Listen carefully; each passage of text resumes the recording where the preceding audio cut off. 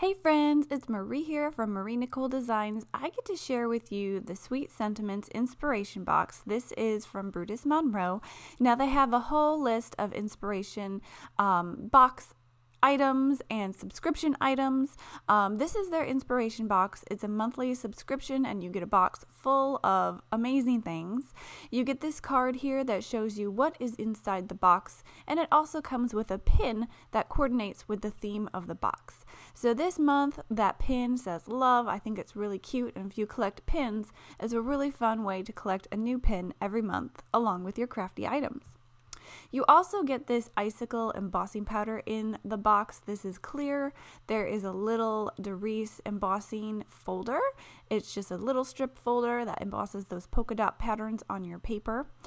Every box also comes with ribbon or something like that that you can wrap around this little spool. I believe that they cut these right in-house with their own machinery, and they put a little cutout in the center of that coordinates with the box. So you may have seen there before I wrapped the ribbon on, it was a little speech bubble which perfectly goes with the theme of the box. There's also an ink cube in this box, and I'm not sure if everyone gets the same color or if there's a variety of colors. I got the speckled egg ink cube, which is one of my favorite ink colors from Brutus Monroe. You also get this bag of sequins, which I'll be using today. There's also the simple blends, which if you're not familiar with, they are just a simple stencil that you can ink blend a shape or a design on the back of your paper, and then you get some of these layering pieces. Now the cool thing about these is they are printed in toner, so you can go ahead and foil them with your Brutus Monroe foil or any other kind of foil that you can use through a laminator. So I think these would look really cool if you did some ink blending and then foiling on top of. You also get some of these chipboard speech bubbles. These are also cut out, and I believe they are cut in-house. So it's really cool that Brutus Monroe is really trying to do more things and make their things right in store or in the USA, and I really think that's awesome. You also get a lot of these papers that are cut out here. I think these are their neon papers, and you get cardstocks as well. So you get 2 pieces of that glitter cardstock, and then you get all of these other colors that are really bright and really fun for making some really fun cards. Now these are cut down. It's half of a 8.5 by 11 sheet, so you could use these as card bases or layering pieces, or go ahead and cut them with some dies. And there's also a full 6 by 8 stamp set in this box. This one is extra sentimental. It kind of reminds me of a set that they had a while ago, Super Sentimental. I'm not sure if that one's still available or not, but it's just a set full of all kinds of sentiments in fun fonts. Now, Brutus Monroe also has other subscription items. You could get the Stamp Club, which is the stamp I showed you there. This is the die of the month, and I'll be using this one today. There's also here's a card I made with it. Before I move on, I just cut it out and I put the different pieces back in there after I colored them with inks. So this die I think is really fun. I've used it in several ways already. There's also a Stencil of the Month Club, and here is the stencil for October. And I'm going to be trying to use more of these subscription items on my channel as long as I can find the time to keep creating. My life gets a little bit busy here, but I wanted to show you all of these wonderful subscription items. You can also subscribe to the Aqua Pigment Club, and that's what I'm sharing here. It doesn't always come in this cool skull jar, but I think they were trying to be fun and festive for this fall season. This color of aqua pigment, I think it's called Witch's Wicked or something, Witch's Wart, maybe. I think it's Witch's Wart. I do think I give you a look at the sticker on the bottom. I think it's Witch's Wart. Aqua pigment is just a liquid watercolor. So I've already gone ahead and I've used it on this piece of cardstock. And I'm just showing you the eyedropper. You can drop some out onto your watercolor paper and spread it around, use it to paint with, and to make really fun backgrounds with. So you get a whole jar of this Witch's Wart green. And I thought it was really fun because if you tip it in the light, it almost looks like there might be a little shimmer in it. I'm not sure if that's just because it was something left on my brush. I use my brushes a lot for shimmery things. Anyway, moving on. This is the glitter glaze. That's also a subscription item. monthly subscription, and I have it swatched out here. It's really shiny. It's got some gold. It's got maybe some orange flecks in there and some gold flecks in there. So it's really shiny, sparkly. It's called Dragon's Breath, I think. And then here is the embossing powder of the month. They also have a subscription for the embossing powder. This one is called Wicked, and I think we can all agree on maybe where that inspiration came from.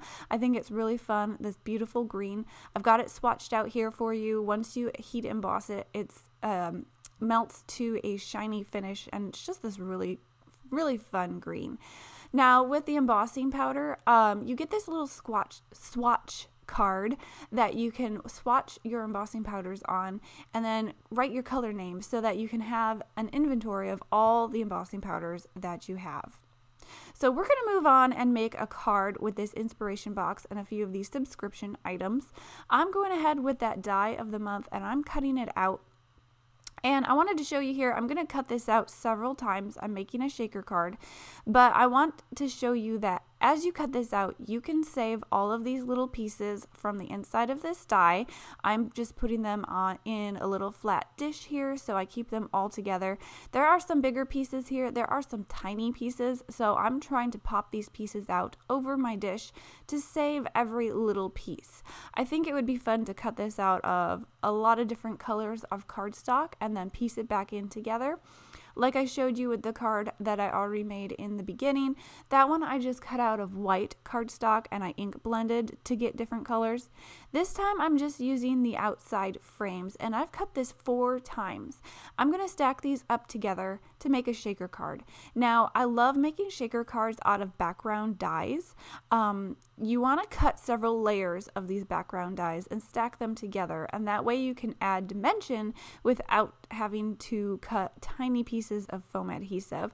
It would be almost impossible to cut foam adhesive to go behind these little speech bubble lines, but if you use several layers of this die and stack them up, you can add dimension that can be as thick as you want depending on how many layers you cut and stack, and then you can fill it with all the fun shaker things. So like I showed, I'm just putting some glue around all the edges. I'm using my Brutus Monroe glue with a little fine tip applicator because that allows me to get a little bit of glue on those tiny areas, and I am just stacking these up. Now this is the 3rd layer that I'm stacking, and before I go ahead and put my 4th layer on, I want to put my window on so that I can have my window and then my 4th layer on top. So I just cut a little piece of plastic. This is actually plastic from a 12 by 12 page protector. Usually you would use this with 12 by 12 scrapbooking sheets. Since I don't do a whole lot of scrapbooking and I have a ton of these page protectors, I usually cut them down for shaker cards or use them with my fuse tool. So it's a really great use to use those if you have some on hand and you don't use them. Otherwise, if you need a window, you can always use vellum. That's not going to be quite as clear, but you can kind of see a little bit of background, a little bit of shaking. With that, it just makes it a little bit more opaque. You can't see completely through it. Or you can use packaging. If you have packaging from a stamp set or other items that you don't need anymore, you can use that clear plastic sheet from your packaging and it makes a window. So now that my window's on, I'm putting my 4th layer on top. That way I just have that layer on top instead of just the plastic. It hides the glue behind there, and you have a window shaker panel, which is really fun. Now I like that contrast between the black and white, but I really wanted to go ahead and add some more color, make this card pop. So what I'm doing is I want to show you that I'm taking those little pieces that I've popped out and I've saved in my dish, and I'm adding back the pieces that is kind of filling in those outside places, not the speech bubbles, but the surrounding area. I just wanted those speech bubbles to be the only areas that are open and that you can see through, and I wanted to fill back in all the other areas. So I'm finding my little pieces, I glued them on, and now I'm going to take some of my sequins. And you can see here, these sequins are really fun, really different. There's different sizes, circles, squares, and all of those. These are all in some really pretty jewel tones. And so I'm going to go ahead and do some ink blending on my background trying to kind of use those jewel tones that are in this shaker mix. So I'm using my speckled egg. Like I mentioned, this is one of my favorite colors from Brutus Monroe. It's this really light blue. Like it says, it reminds you of a speckled egg, a robin's egg. It's a light blue. It's got a little bit of a greenish hue to it, and it really went well with those light blue sequins. So I'm going to go ahead and take some of this ink and ink blend it on. I'm ink blending right onto my card base. So this is the card base that I have folded in half that you're going to open and write on the inside. If you don't want to do this right on your card base, you can just cut it down and then add it to a card base when you're done. But I'm trying to put some ink behind each of these speech bubbles, and I'm not trying to make it precise. I want this ink to kind of blend into each other and make a really fun, colorful background, but I'm trying to get each color in the space behind the speech bubbles. This next color that I'm using here, I believe this is Marsala, and I think this one really kind of matches some of those pinkish sequins that are in that mix. I am going ahead with these inks and overlapping them with the other colors. I made sure I picked colors that can blend together and won't make mud, and I'm putting those colors next to each other. One thing that I noticed was that there is actually some red sequins in this mix, and I wouldn't have picked red. I would have gone with most of the jewel tones, but since it was in the mix, I thought I would try some scarlet, and it actually really worked. I normally would have picked more of a muted jewel tone, but I think it's fun to find inspiration for colors from things like this sequin mix, or maybe if you looked at a color palette chart on Pinterest or something. It just helps me to think a little bit differently about what colors can go together, and it helps me to kind of stretch my color palettes and try new things. So even though I probably wouldn't have normally put that red in there, I really love how it looks in the end, and that's just me using the colors from the sequin mix on this card. So next I'm going to take a little bit of Cabana. This is like a deeper blue, and I thought it went well with some of those darker blue sequins. And for the bottom one, I needed another color to fill. I'm thinking now I could have used like a warm yellow or something, but I went with Oz, which is another really pretty blue. It's got a little bit more of a green tint. I think of it as if you took speckled egg and you made it darker, you would get Oz. That's kind of how I relate those two colors. But I've got all my colors ink blended on now, and here's how I'm going to build my shaker card. I'm just picking up my little sequin pieces and I'm putting them in my shaker window panel. I have it turned around, so this is the back side, and then I'm going to put my card base on top of this. Now, it's always a little tricky to do it this way, putting your card base on top of your shaker panel. It's hard to see if you're going to get it perfectly lined up, but since I'm using liquid glue, this is going to give me a little bit of wiggle time to get my card panel lined up before it dries. So I went with it this way because it would be almost impossible to get all of those sequins in the right spot if I put it on my card base and then put my panel on top of it. So I'm getting that panel, glued down, and I'm getting it just the way I want it because that liquid glue is giving it a little bit of wiggle time, and you can see all those fun shaker pieces inside of this card. Now I'm using this little thanks here from that extra Sentimental stamp set.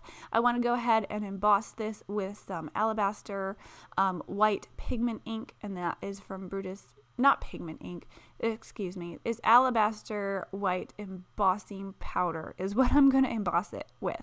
They also have Alabaster pigment ink, which is a fantastic white pigment ink. Didn't use it on this card, but if you're looking for a white pigment ink, as long as I'm talking about it, I can recommend that one to you guys because it's a really great ink. So for this, I'm using my Alabaster embossing powder on this Thanks sentiment. I'm going to go ahead and heat that with my heat tool, melt that powder, and I really love this bold black and white contrast sentiment to go on top of my colorful shaker card. I'm going to go ahead and cut that down, and I'm just going to add it to the front with a piece of foam adhesive, and that's going to finish the card. So I hope this gives you guys a little look at how you can build shaker cards with background dies. I hope it gets you a little look at all the subscription items from Brutus Monroe. Like I said, I'm going to try to make some more cards with these subscription items, so stay tuned. Make sure that you hit the like leave a comment if you have questions. Make sure that you subscribe and just do all the things. I'll catch you guys next time. Thanks for stopping by. Bye.